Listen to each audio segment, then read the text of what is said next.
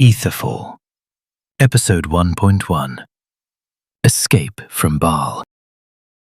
1. Kendra was once again running for her life.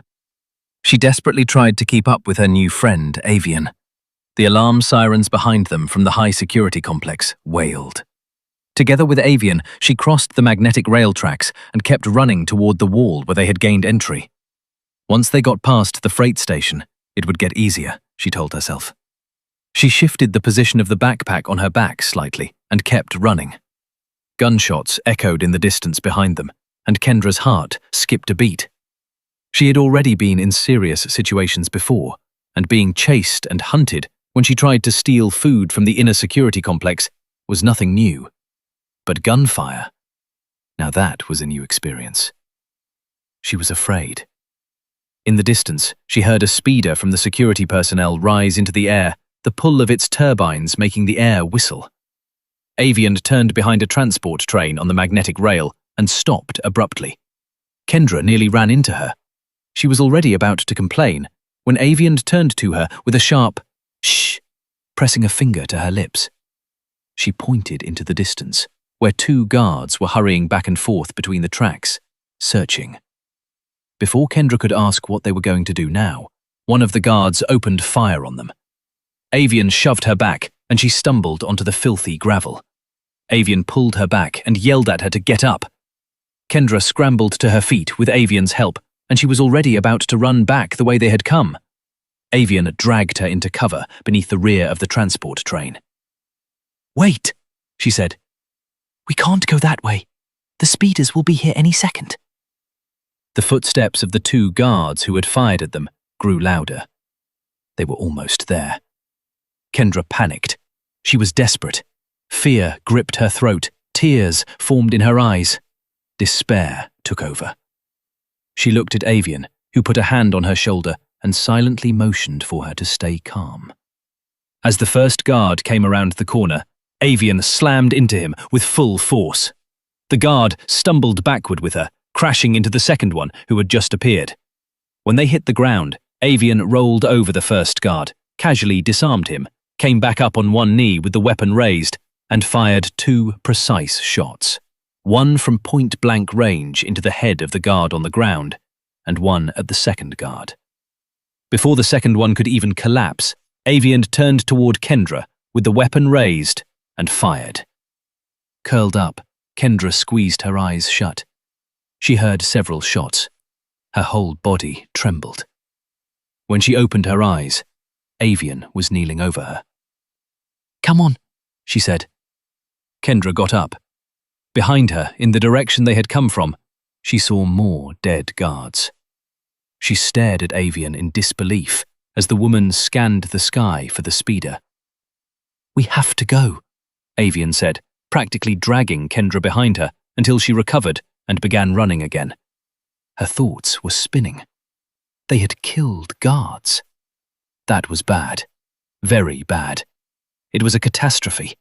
She knew all too well what that would mean. Stealing supplies and medicas was one thing, but now the rage of the camp guard would come crashing down on them, and Kendra knew what that meant. People, maybe even her friends or her parents, would be in danger. Her thoughts dissolved into panic and fear. How had it come to this, she thought. This wasn't what she wanted.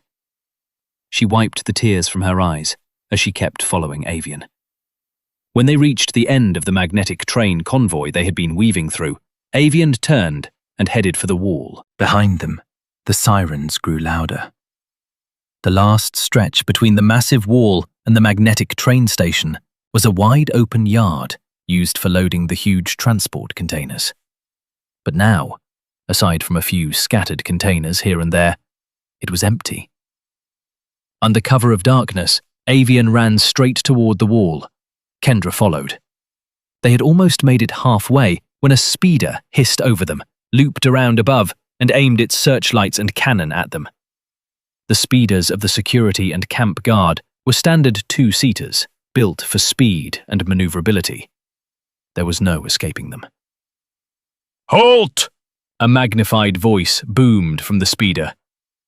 At first, Avian made no move to obey, but when Kendra stopped, Avian halted as well after a few more steps. Kendra let the backpack drop and raised her hands. The searchlights blinded her. Her heart was racing, her knees were weak, and panic spread through her. "Get on the ground and spread your arms and legs!" Kendra looked at Avian. She was staring at the speeder without a trace of fear. She hadn't even raised her hands. "We're going to die here," Kendra thought. She dropped to her knees. The pilot would not repeat that warning again. Kendra knew that. And she couldn't either. She heard an impact, glass shattering, and the speeder slid sideways toward the ground and smashed into one of the transport containers loaded on the magnetic rail. As Avian tried to drag her to her feet, Kendra saw only flames where the speeder went down. Then a shockwave hit them and hurled them several meters backward. Her hair had been singed, her lungs burned from the hot air, and her cheek hurt. A massive pillar of fire rose up before her. In her ears, she heard only a shrill ringing, but otherwise, it was almost eerily silent. Avian bent over her. Her lips were moving, but Kendra couldn't hear her speak. Avian kept glancing toward the blazing fire and trying to pull Kendra to her feet. Kendra forced herself together. She was dazed. Everything hurt. She couldn't understand what was happening around her. Her gaze drifted aimlessly. A sharp crack and burning pain dragged her back into reality when Avian slapped her hard across the face. In her ear, she heard a faint pop, and suddenly all kinds of sounds returned. "Get on your feet!" Avian shouted. She stood. "Come on, come on, come on!" Avian yelled, dragging her toward the wall. Still dazed, Kendra stumbled after her. She reached the wall.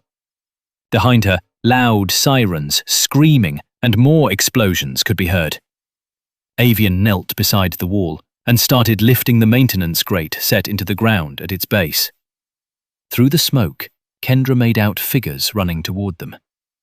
Avian had her back to them. She wouldn't notice the danger. She was focused on opening the grate.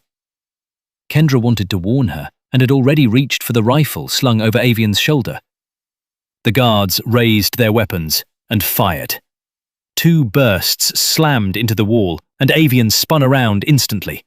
But before she could return fire, the guards dropped one after another. Avian didn't hesitate for a second longer. She tore the grate open and pulled Kendra into the hatch. Kendra landed awkwardly on her back in the shaft. Pipes, conduits, and feed lines powered the wall's surveillance and defense systems from down here. The shaft ran along the wall and was only just tall enough to walk through in a slight crouch. She got up and hurried after Avian, who was already moving again. She could only make out Avian's outline vaguely, and only thanks to the red service lights that glowed every 20 or 30 meters along the wall, each marking the power supply of one wall segment above them. After about 150 meters, they reached their destination. Beneath the wall, in a small service recess, a hole had been cut with a plasma torch. If you didn't know it was there, you would walk right past it. But Kendra knew. This had been one of their entry points into the high-security complex, and it was also where they had come through 2 days earlier, when they began their little raid. Wordlessly, gasping, she crawled through. Avian followed. The tunnel, barely more than 50 centimeters high, was only just tall enough to crawl through on all fours. The mouldy, foul air and the darkness, both things that always frightened her, now filled her with courage, because with every meter she crawled forward, it grew quieter behind her. She was unbelievably tired, and after a few minutes, her strength gave out, and she simply collapsed. Behind her in the tunnel, Avian nudged her. "We're almost there. Come on, we don't have time," she heard Avian say. She gathered herself and crawled on. Avian was right. A minute later, it got louder ahead of her as they neared the tunnel exit. She pushed herself up through the opening and emerged into a small, narrow space. It was a hollow cavity behind the wall of the workshop where her father worked. She peered through the hole in the wall, and once she was sure no one was in the workshop, she pushed the cover aside. It was a tool panel hanging on the wall that concealed the small entrance. Once she and Avian had crawled through, she slid the panel back into place and collapsed onto the floor beside it. She was exhausted. She had made it. Avian stepped forward and moved toward the entrance. "That was a mistake," Kendra whispered hoarsely. "They're going to tear the whole camp apart now." Camp wasn't really the right word for this place, she thought. Penal Camp 41B lay on the far side of the planet Baal 2, a fenced and guarded zone where people were sent because of their political views. But over the last 30 years, the camp had grown into more of a city. To maintain surveillance and control, they enclosed it with the wall that also protected the high-security complex. The very same wall they had so elegantly slipped beneath. Avian looked out of the small, round workshop window. Sirens wailed, emergency lights were activated, and chaos broke out as the security forces stormed Penal Camp 41 in full force. "It's already begun," Avian whispered. A few minutes later, the workshop door was thrown open. A middle-aged man with greying black hair and simple, dirty work clothes entered in a rush and looked around. He saw Avian, then Kendra. His eyes widened. "Thank the stars, you found her," he whispered, hurrying to Kendra and wrapping his arms around her. "Father," Kendra breathed in relief as he embraced her. "What happened? They've declared a full embargo," Kendra's father asked, turning to Avian. "We heard an explosion and the sirens," he went on, looking back at his daughter. Avian kept looking out the window. "Father, it's..."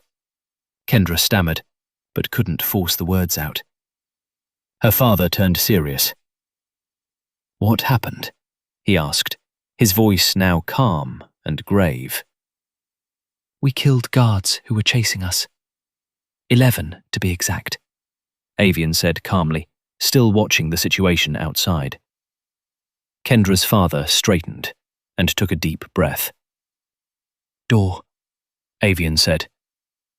The door opened, and a thin woman rushed inside. Her hair had once been blonde, but was now nothing but matted, dirt-dark strands. "Mother," Kendra said. The woman ran to her and embraced her lovingly. "My little girl, what are you doing?" she said. Kendra's father stared at Avian. The first screams rose outside. "Mara," he said quietly, still staring at Avian. Kendra's mother didn't react at first. "Mara," he said again, more firmly. She looked at her husband.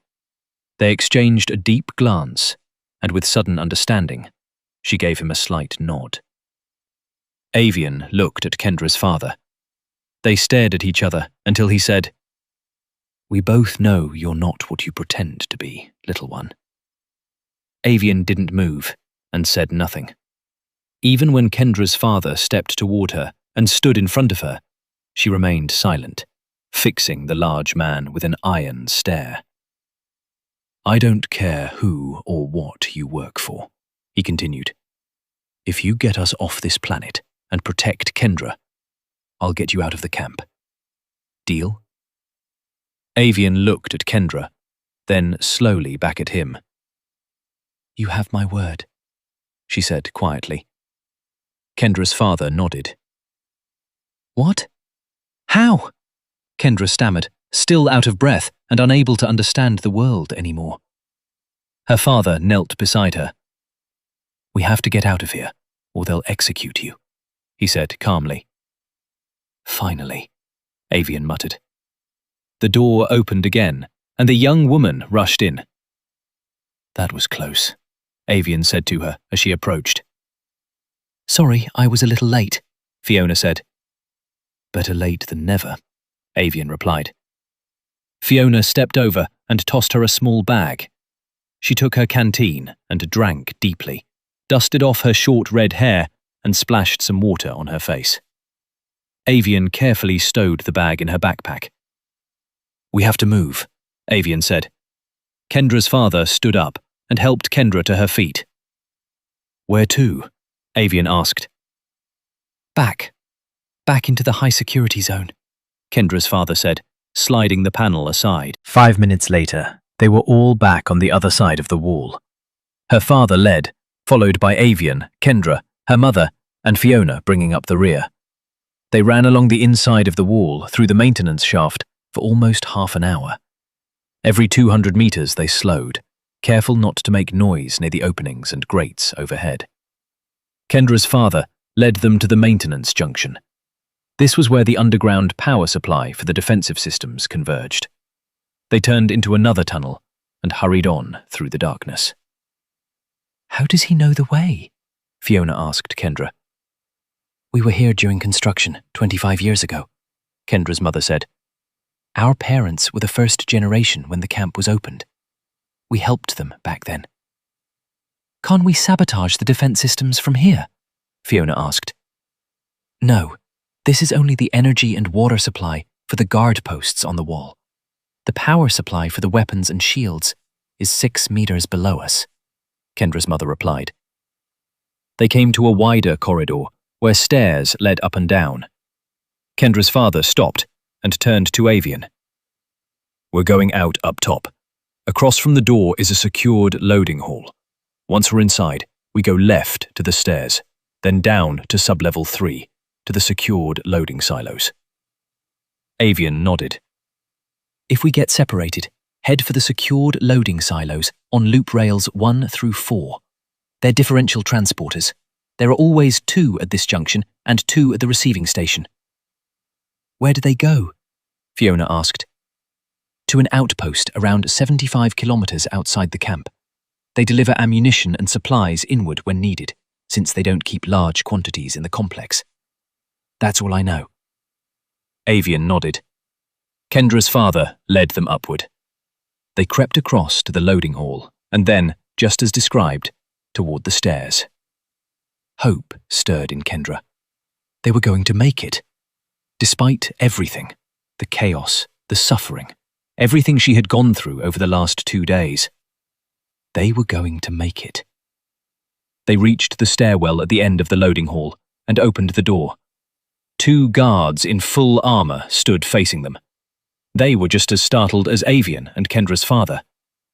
Avian didn't hesitate. She slammed into the closer guard and went tumbling down the stairs, wrestling with him. Kendra's father tried to do the same with the other one, but that guard was ready.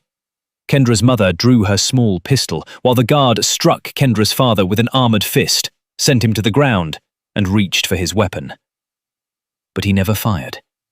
An elegant throwing knife was embedded in his visor. Kendra's mother, not realizing that, fired at him anyway. No, Fiona said. But it was too late. The alarm throughout the camp went off, and shouts erupted. Fiona ran down the stairs and pulled Avian back to her feet, while Avian, in turn, yanked her knife from the throat of her attacker. The group rushed downward. Once they reached sublevel 3, they burst through the door. The underground loading chamber was small. 4 vacuum locks, all mounted on a rail system, disappeared into the darkness. At the far end stood a freight elevator. In one corner, a control console. 2 of the 4 vacuum locks were unused and open. They were capsules, designed to quickly transport small freight from point A to point B. In this case, ammunition and supplies for the officers of the guard. Fiona, Avian said. They stuffed their gear, backpacks and weapons into the capsule. Fiona lay down inside. Secure the other side. We'll be right behind you, said Avian. Fiona said nothing. She lay down on the baggage, and Avian sealed the armored glass capsule. Kendra's father activated a switch, and Fiona's capsule hissed away into the darkness. Loud voices beyond the door were getting closer. Quickly, her father said. Her mother embraced her tightly, and Kendra climbed into the capsule. Avian stood beside her father. "A deal is a deal," she said. Her father nodded and gave her a faint smile. Avian climbed on top of Kendra, and her father sealed the hatch just as the door burst open and the first shots streaked above them. Kendra's eyes flew open. She screamed, cried, called for her parents as she realized what was happening. She saw her mother collapse lifelessly to the ground, her body marked by several cauterized wounds. Her father activated the controls. The last thing Kendra saw was the lifeless body of her father on the armored glass of the vacuum capsule. She screamed with all her strength as she and Avian vanished into the darkness. 2. The heavy armored door of the officer's deck opened with a hiss. Luis stepped inside, his hollow device in his right hand, and strode decisively toward the observatory. The observatory, a briefing chamber where officers could discuss plans and coordinate operations. It had a large holoprojector in the center and seating rising around it in a conical arrangement. The room had space for at least 100 people, and, aside from the technical essentials, was minimalist in design. Empty, it had an awe-inspiring quality. The large, round, armored glass dome gave an almost full 360-degree view of the stars and open space above, making anyone feel tiny. That fit all too well, Luis thought. Tiny. That was exactly how he felt. He walked to the middle of the room, to the holoprojector, stopped, and saluted. For a few seconds, nothing happened. Then a calm, rough voice from the upper tiers of the podium asked, "Report." Luis cleared his throat. "We discovered their access point to the security sector. Apparently they cut a tunnel beneath the wall directly into the maintenance shaft below, using a plasma cutter. From there they gained entry, fled through the maintenance channels to the service node, and then down through the Seminex welding hall to the loop rails," Luis reported. "Once they reached the supply port, they then, well, escaped," Luis added, coughing. "We've compiled the video footage from the security cams," he said, dragging a file from his holo to the main projector and playing it. The footage showed a woman and a man engaged in hand-to-hand combat with 2 guards. The woman rolled down the stairs while clinging to the guard and killed him with a knife. The second guard was killed by a throwing knife to the head and then shot as well. "I wonder." The voice in the room grew more strained, as if the speaker had to exert himself. "How ordinary workers manage to accomplish such things." Governor Kent Looms descended the podium with heavy steps. He was tall and extremely overweight. He displayed his status with 3 signet rings on his fingers and a golden eagle with flaming fanfare pinned to his chest as an award. His belt, which also held a simple-looking but obviously very valuable laser pistol, barely managed to contain his bulk and cut into his clothes. Draped over his back and shoulders was the white and blue Avalonian ceremonial cloak, far too large for him, its edges completely frayed from dragging across the floor. Luis swallowed hard before answering. We are certain they were not ordinary workers, sire," he stammered. As the governor slowly descended, Luis opened another file. It showed 2 women running through the freight station. One of them disarmed 2 guards and killed them and a dozen others in rapid succession. "If they weren't workers, then what were they?" the governor asked with feigned curiosity. He had now reached the holoprojector and fixed his gaze on the image. It was currently showing the crash of a speeder and a massive explosion. "We believe it was a spy," said Luis. He was nervous, and the overwhelming presence of the governor only intimidated him further. "The recordings from the supply port show combat actions beyond the capability of any soldier with standard training," Luis continued, opening the final file, It showed a firefight between the fugitives and the guards in the loading hall at the loop rail. More than 24 guards were killed. The video then jumped to another angle and showed the fugitives, 3 women, boarding a transport speeder and taking off. Barely had it risen into the air when a fusion reactor in one of the large parked transporters at the loading port exploded, and the image dissolved into blinding white. "Spies," the governor muttered. "A spy on Baal Secundus." He paused, drew breath as if forcing his anger back down. "Dismissed," he said darkly.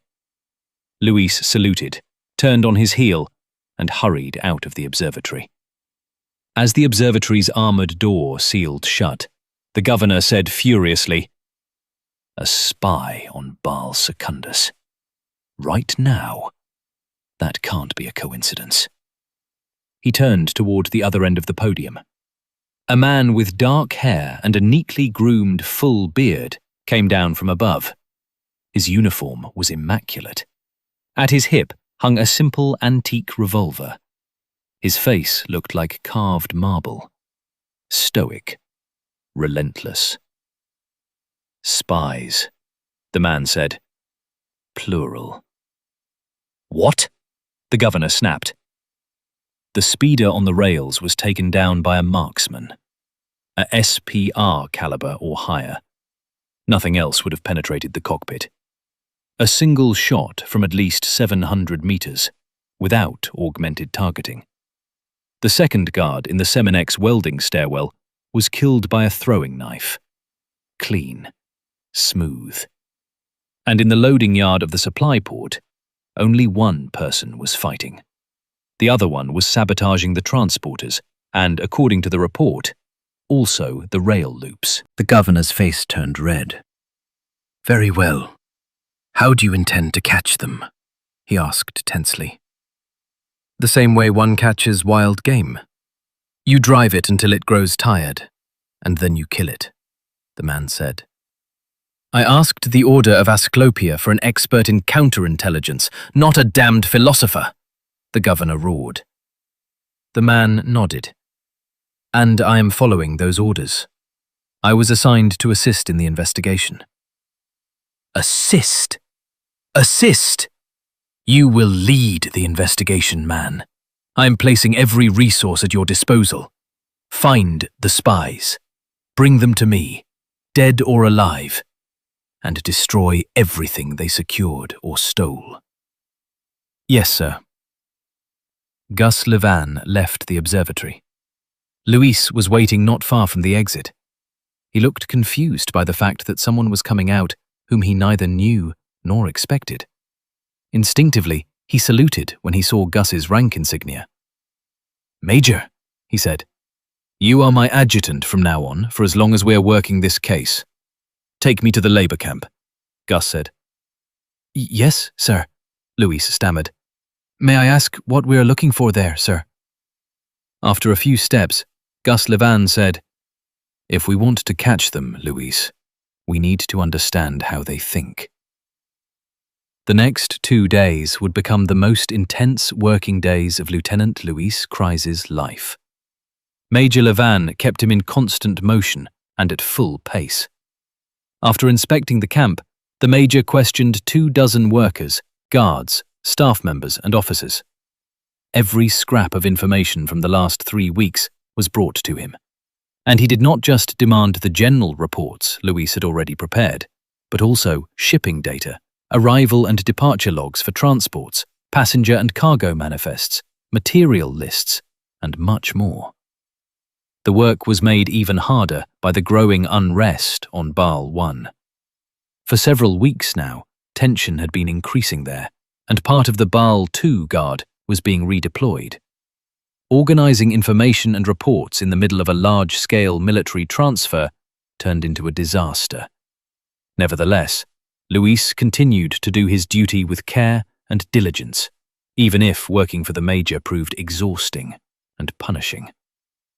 Every time Luis proudly delivered another enormous dataset, already looking forward to some word of recognition, the Major would throw him a new, usually even larger, request sheet. Levan analysed everything down to the smallest detail, and little by little, he built a profile of the spies. All available data regarding the escape route had been documented clearly, and Luis could not shake the feeling that they were closing in on them. Everything was being compiled in a makeshift office of the Planetary Security Guard on Baal 2, if it could even be called an office. Aside from a hollow projector, a large table, and a few chairs, the room was empty. The Major had simply turned a conference room into his office, had all unnecessary furniture removed, and begun the investigation. When Luis handed over the latest report, he stood by the door, waiting for the next assignment. But to his surprise, it did not come. The Major read the report with great care and adjusted the planetary projection so he could get a better picture. Luis watched him with a certain impatience. He already knew the contents of the report and waited for the Major's once again controversial and unexpectedly objective assessment. The report itself, taken in isolation, was not especially revealing. It was an incident report filed by a security officer stating that there had been an accident at Freight Station Terminal 4B, 890 kilometers away from the security sector. But in the overall investigation, it was a breadcrumb, and by now Luis knew that much. He could not define exactly what it meant, but he had decided he didn't need to. He supplied the Major with data and trusted his reputation and instinct. The Major, Luis thought, watching the man work with admiration. Major Seneschal Gus Levan, Major of Avalon Alpha Counterintelligence, Seneschal of the military arm of the Order of Asclopia. If his rank alone had not already testified to extreme competence, then his service within the Order certainly did, and he had been deemed capable enough to become Seneschal within its military branch. According to this report, the accident at Terminal 4B occurred 6 hours ago, the Major said quietly. The collision of the magnetic freight rail at Switch 2 was caused by a short circuit in the control mechanism, he continued, almost as if asking the report to answer him. He studied every line, pacing as he read. When he reached what seemed to be the last part, he stopped. It was a footnote from the local Terminus security office, unrelated to the freight station.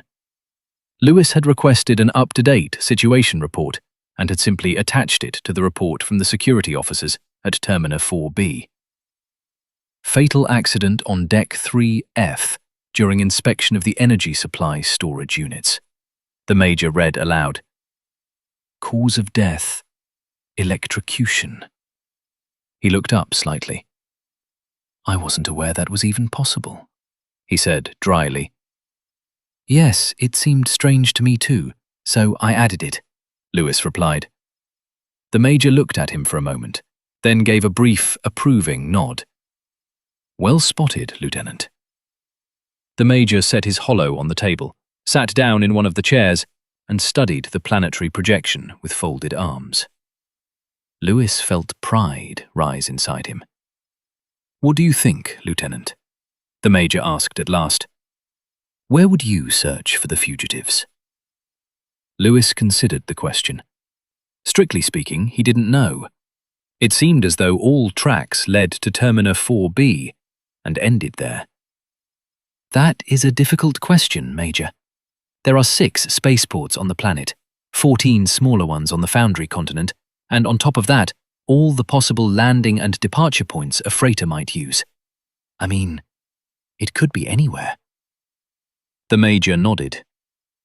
There are 6 large spaceports, he said, indicating them on the map, and approximately 14 smaller civilian ones on this side of the planet.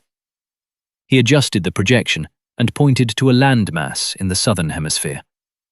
He stared at the planet for what felt like an eternity, before finally saying, They escape from the camp, apparently without corresponding outside support. They overpower the loading post at the loop rails, steal a transporter, and disappear. The transporter has an effective range of 1,000 to 1,100 kilometers. That brings us into Termina range. Once there, they get rid of their vehicle and look for a connecting route to continue their escape. They eliminate potential witnesses, he gestured toward the 2 accident reports from Termina, and vanish. 2 of the 3 fugitives are field operatives. They secured data from the construction site and fled immediately. According to the security protocols, they also acquired video files.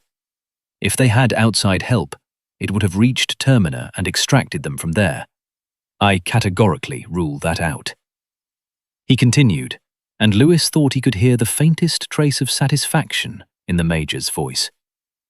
If they have no outside assistance, or no means of communication, then they must fall back on pre-existing structures. Sleepers. That eliminates the smaller spaceports immediately. No ship can remain stationed there for more than 2 days without drawing attention. Random extraction is also ruled out, because it could already have happened at Termina, and it did not. That leaves the major spaceports, ideal for long-term stationing, lost in the mass. The Major crossed out 3 of the 6 ports.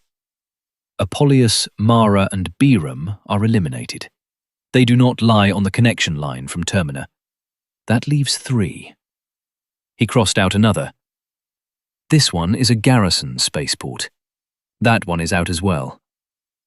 Lewis followed the explanation carefully, storing away every word the Major said. He looked at the planetary display. Only 2 spaceports remained: Palvan and Zemina. Lewis studied the map. The only real line leading away from Termina was Palvan. Palvan, Lewis said softly. The Major nodded.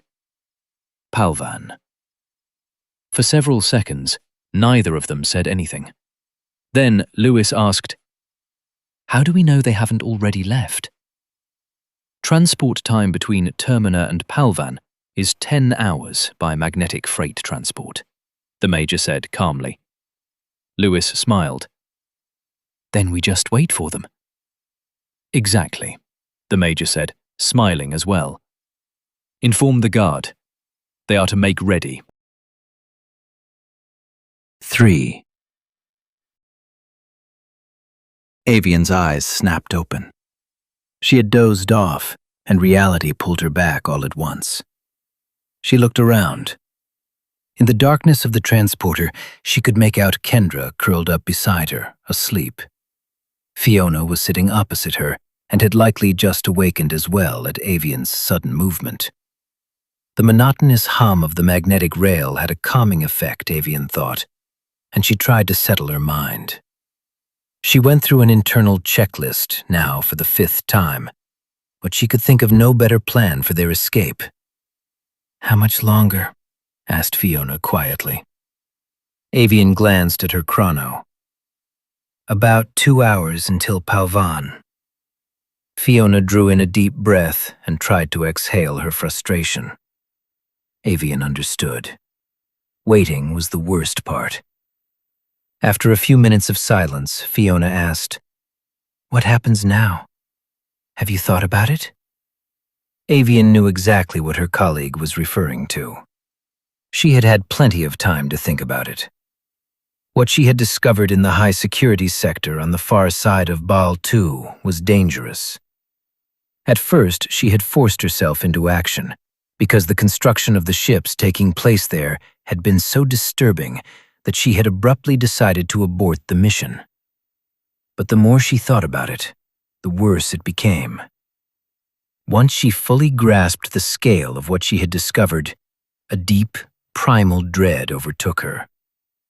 The 3 ships under construction on Baal 2 in the high-security sector were the largest vessels Avian had ever seen. They dwarfed the Solvarian battleships by at least a factor of 10. She imagined the firepower such giants could unleash, and her stomach turned. Then she saw the blueprints and realized they also included hangars for bombers, assault craft, and fighter squadrons. That was when she understood what these giants were built for. One ship of that size alone could conquer an entire star system without much difficulty. Of that, Avian was sure. These ships had been built for one purpose only: war. And that contradicted both the political doctrine and the official military doctrine of the Federation of Avalon. And yet, Avalon was secretly building these monsters. She only fully understood the true magnitude of what these ships meant a few hours ago. They were far too large to use the warp gates that made interstellar travel possible at all. Yes, one could argue that they could travel from system to system the old-fashioned way with FTL drives, but that would take centuries, millennia to reach them all. No. The Federation of Avalon, those treacherous little bastards, had discovered a new energy source. They were no longer dependent on warp gates. That fact was enormous. "I don't know," Avian answered. "But I think the peaceful times are over." "Unfortunately, that's my conclusion too," Fiona said. Avian liked Fiona. It was their first mission together, and the young spy had grown on her. Not only because of her competence and skill with weapons. It was more her foresight and sharp mind that made her truly valuable. Avian decided she would note that in her final report and highlight it. Fiona looked at Kendra and gave Avian a questioning nod. Avian looked at Kendra, who was still sound asleep. She nodded back. "We're lucky," Fiona said quietly after a while. "I downloaded the current situation reports in Termina. There still isn't a planet-wide manhunt." Avian raised an eyebrow in surprise. That really was luck. Their escape would be easier than she had first assumed. She had contacted her smuggler in Termina and warned him to prepare for an emergency evacuation, but maybe that would not even be necessary. "They're pulling parts of the planetary defense off Baal 2. Apparently there are riots and uprisings on Baal 1, Fiona continued. Avian thought about that for a moment. It did work in their favor. Escaping from a chaotic system, or in the middle of troop movements, was easy. Avian nodded in approval and leaned her head back against the wall of the transporter. For the first time, she allowed herself a little optimism. She enjoyed the silence. Fiona fell asleep, and Avian drifted deep into her thoughts. An hour, perhaps more, passed. Fiona was already awake when Kendra stirred and sat up. The girl looked terrible. The hair on the right side of her head had been singed when Fiona shot down the speeder and it exploded at the station, and the skin on her face and hands was covered in small cuts and bruises. Avian looked at her. She tried to offer the girl a smile, to cheer her a little, but it was useless. Avian couldn't blame her. Her parents had died before her eyes, and then she had been forced to pick up a weapon herself and kill the guard at the rail loops. She had probably never killed anyone before, Avian thought. "What happens now?" Kendra asked quietly. Avian looked at her. "We'll be in Palvan soon. From there, we'll leave the planet." "How?" Kendra asked. "We have a contact there. He'll fly us out." Kendra was silent for a while. Several minutes passed in silence. Fiona offered her some water, but she refused. "Father said you're not what you pretend to be," Kendra said. Avian said nothing. "Are you a spy?" the girl asked. Avian thought for a moment, then answered simply, "Yes." Kendra said nothing. From the speed of her breathing, Avian could tell she was processing anger, grief, and fear. After a while, she asked in a low, trembling voice, "Did you use me?" Avian looked at her for a long time. "No," Avian lied. Kendra wanted to say something else, but they were interrupted by the train beginning to slow abruptly. Fiona was on her feet instantly, ready. "You can ask me anything you want. I'll answer every question. But right now, you need to focus. We're almost out. Understood?" Avian said to Kendra. The girl nodded. "Good. I promised your father I'd get you out of here. But right now, you need to do exactly what Fiona or I tell you." She helped Kendra to her feet. "We only have to make it to the spaceport. Then everything will be fine," Avian said. The train slowed further, and after a few minutes, it came to a complete stop. Avian opened the container door and peered outside. Once she was sure no one was there, she slipped out, Fiona and Kendra close behind her. They hurried forward between the magnetic tracks toward the loading terminal, when Avian stopped abruptly and ducked behind an energy distributor, a small, cube-like structure between the rails. She looked ahead and immediately dropped back into cover. "Didn't you say they pulled the troops?" she asked Fiona. Fiona peered out as well and ducked back down. "Shit." "What is it?" Kendra asked. Avian thought quickly. "I'll go around to the other side of the terminal and draw them off." "No," Fiona objected. "I'll do it." Avian was about to argue, but the younger spy was resolute.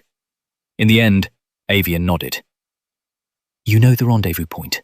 Don't screw this up. If I have to come back for you, I'll kill you." Fiona grinned broadly. "Aye, Chief." Then she disappeared. "What is she doing?" Kendra asked. "Whatever is necessary," Avian said. Kendra looked at her in confusion. "Speeder? Station?" Avian asked dryly, making an explosion gesture with her hand. Kendra's eyes widened. "Oh, damn," she muttered. They didn't have to wait even 2 minutes before screams erupted from the front of the terminal. Avian and Kendra looked over their cover toward it. A dozen planetary defense guards were patrolling near the terminal. There was shouting, confusion, but they didn't leave their posts. "That won't be enough." Kendra never finished the sentence. The bone-rattling roar of a heavy twin cannon erupted inside the terminal. Gunfire, shattering glass, screaming, and smaller explosions filled the air. The guards shouted and rushed toward the noise. The terminal was open. "Go!" Avian said, springing from cover. They ran to the terminal and into the administration building. Avian led the way, constantly checking that Kendra was still behind her, but the girl kept up. Avian ran down staircases, scanning for signs, markers, anything that would tell her where she was. She relied entirely on instinct. One corridor after another, one door after another, she cut through the building. 3 times she burst in on employees or guards who stared at her in shock, but Avian disarmed them and either knocked them out or killed them without pause. She didn't think. Her training, routine, instinct, and years of experience took over. When she reached the exit, she stopped briefly. She tore open the wardrobe room beside the entrance, yanked out 2 coats, and threw one to Kendra. "Put that on." Kendra obeyed. When they stepped out, the noise hit them like a hammer blow. The building was surrounded by guards, but to Avian's surprise, they were protecting it from a jeering, protesting crowd. So the unrest wasn't confined to Baal 1 after all, she thought. She moved forward, about to slip past the guards who were busy pushing the protesting workers back. "Halt!" A deep voice rang out from her left. A man with an iron expression, a full beard, and a black coat pointed at her. "Take them!" he roared, drawing a weapon from the holster strapped to his leg. Avian grabbed Kendra by the arm and dragged her straight toward the guards and into the mass of people. The guards reacted too late. They were swallowed by the demonstration. Avian pushed ahead. She cut through the sea of people until on the opposite side from the building they had left, she broke free of the crowd into a side alley and hurried onward with Kendra in tow. They had gone no more than 50 meters when 5 armed men stepped out of a gateway ahead of them. Avian wasted no time. She let go of Kendra's hand and lunged at them. She disarmed the first one in a flash and shot the second at point-blank range. 2 more fell in her assault. A shot hissed over Avian's head. She spun and saw the last attacker aiming his weapon at Kendra. "Enough!" he shouted. Avian froze. "One more move and I'll paint the wall with her brains," the man said. "Drop the weapon and kneel." Avian weighed the situation as she slowly obeyed. The man raised his forearm and spoke into his comband. "Major, I've got her." In the distance, Avian saw 2 or 3 men break away from the crowd they had just come through and run toward them. One of them, she realized, was the same man who had shouted at her earlier in front of the building. "Over here! I've got the—" He never finished. A dull shot turned his head into a spray above his shoulders, and for a split second, the body seemed not to understand it was dead. Avian sprang up instantly, leapt to Kendra, and pulled her into cover. The men opened fire on them. Another shot, from far behind Avian, forced the attackers into cover and slowed their advance. Avian used the moment and ran with Kendra. She burst out of the alley and looked around. There were more people on the street here, the general mood tense. For a moment she let the noise, the voices, everything around her hit her at once. Fragments, puzzle pieces of the overall situation began assembling in her mind. The emotions, the small clues, it all rushed into her like an information storm. And then suddenly, she was back in the present. Across the street, she spotted a community hub, the local dive. She grabbed Kendra's hand and hurried toward it. Before going inside, she looked back over her shoulder. Their pursuers were just emerging from the alley. She turned to Kendra. "Sorry."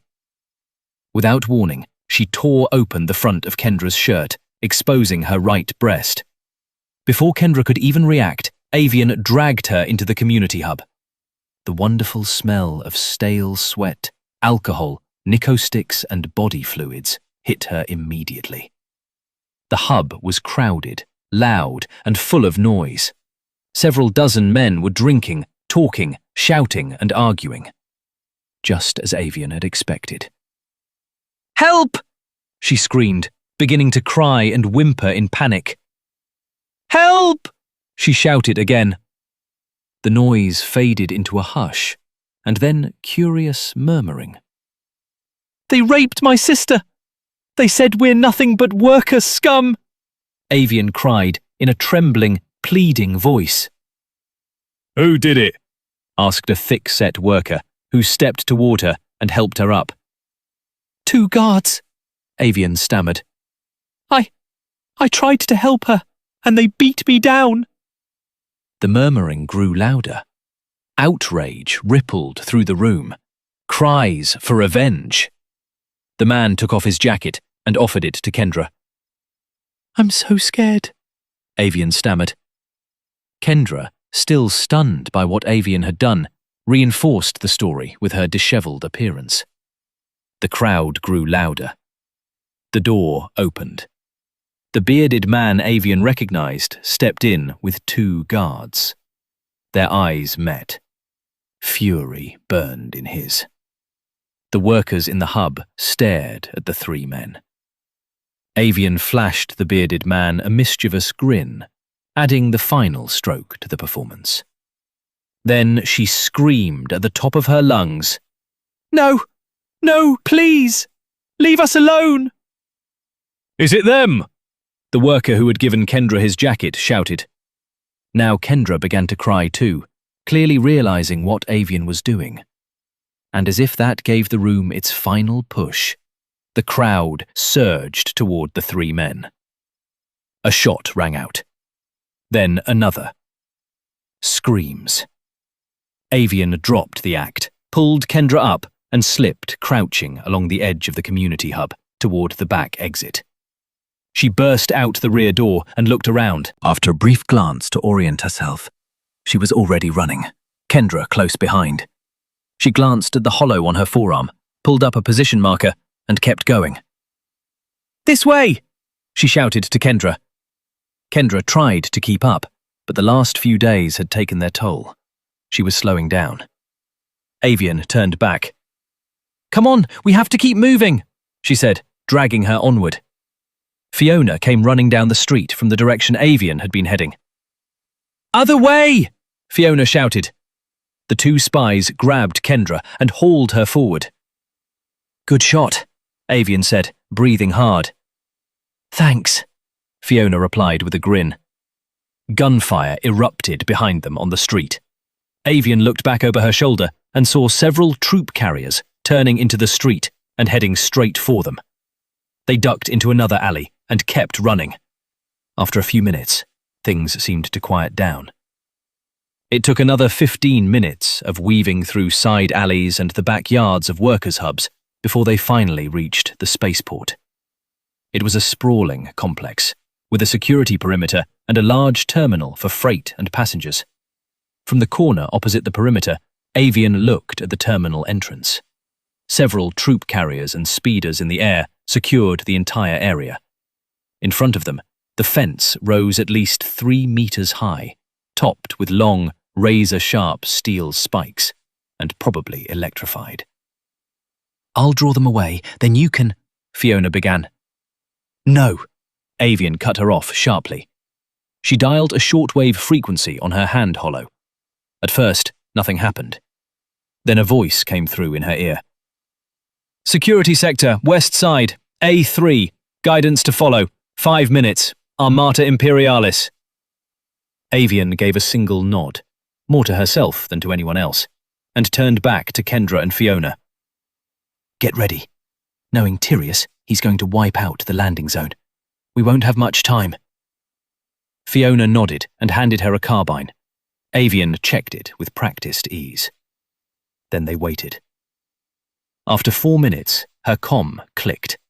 She placed it in her ear and activated the receiver. "ET in 30. Stand by." The sirens at the spaceport began to blare, and in front of the terminal, guard officers were shouting orders. A small transport ship raced in from the distance. Avian didn't know whether the spaceport security had sounded the alarm, or if their shortwave transmission had been intercepted. But it didn't matter. There was no other way. Just before reaching them, the pilot spun the ship in a perfect 180-degree turn and fired the vertical thrusters underneath to bleed off speed. The ship groaned under the strain of the sudden maneuver, fighting against gravity.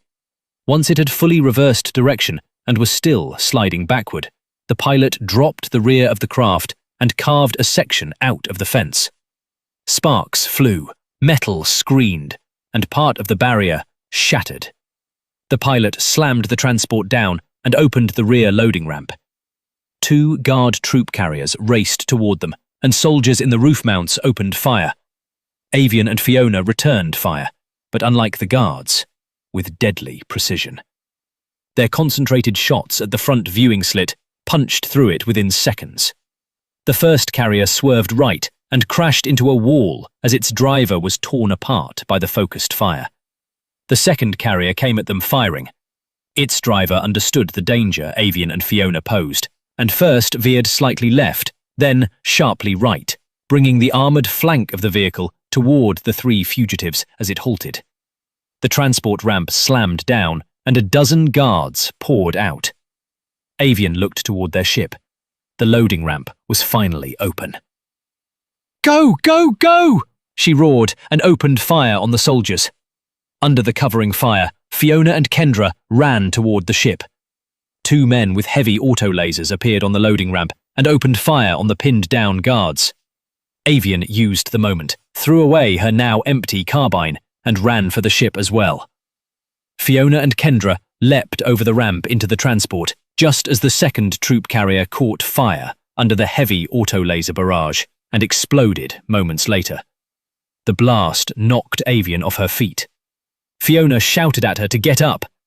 A ringing tinnitus slowly peeled away from her hearing like a film, and sound began to return. She pushed herself up and ran toward the transport. Kendra and Fiona were watching her. Just as she was almost there, Fiona's eyes widened. She was looking past Avian, back toward the side alley they had fled from earlier. She shouted a warning, but before Avian could react, a shot rang out, and one of the two boarding gunners on the loading ramp dropped dead.